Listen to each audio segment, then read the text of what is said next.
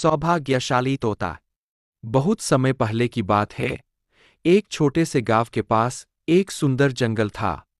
उस जंगल में तरह तरह के पक्षी और जानवर रहते थे। उन्हीं पक्षियों में एक अनोखा तोता भी रहता था, जिसका नाम चिरकू था। चिरकू को लोग सौभाग्यशाली तोता के नाम से जानते थे, क्योंकि जहां भी वह जाता, वहां कोई न कोई चमत्कार हो जाता या किसी की किस्मत बदल जाती। गांव के लोग मानते थे कि अगर चिरकू उनके घर आ जाए तो उनके जीवन में सुख और समृद्धि आ जाती है। चिरकू हमेशा खुश रहता और अपनी मधुर आवाज में गाने गाता।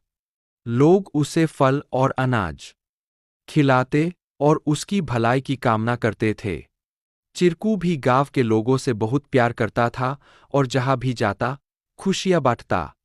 एक दिन गांव में एक गरीब किसान, जिसका नाम रघु था, बहुत परेशान था। उसकी फसलें बर्बाद हो गई थीं और उसके पास खाने को भी कुछ नहीं था। वह दिन-रात मेहनत करता, लेकिन किस्मत उसका साथ नहीं दे रही थी। एक दिन रघु ने गांव के लोगों से चिरकू के बारे में सुना और सोचा कि शायद यह सौभाग्यशाली तोता उसकी भी मदद कर सकता है।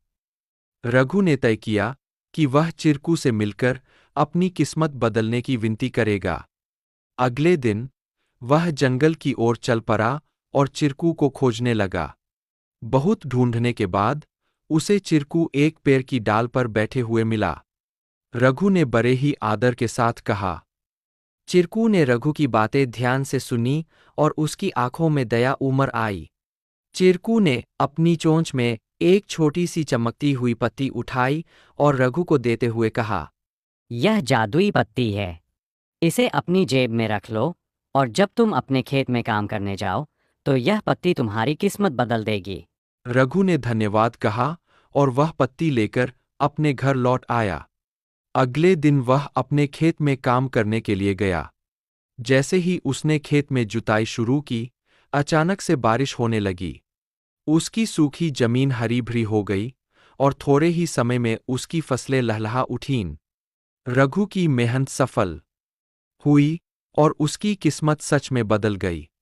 अब रघु के पास भरपूर अनाज था और वह फिर से खुशहाल जीवन जीने लगा।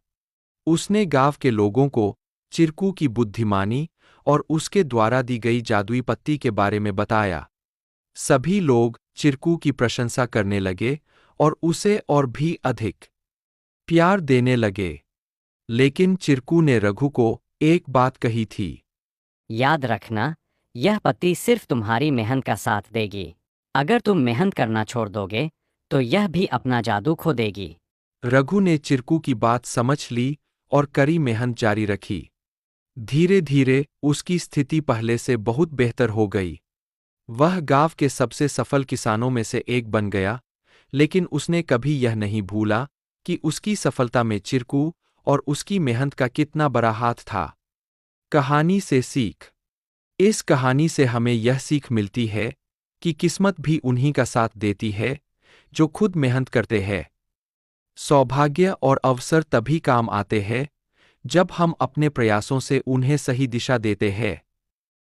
Please like, share and subscribe our channel to learn more.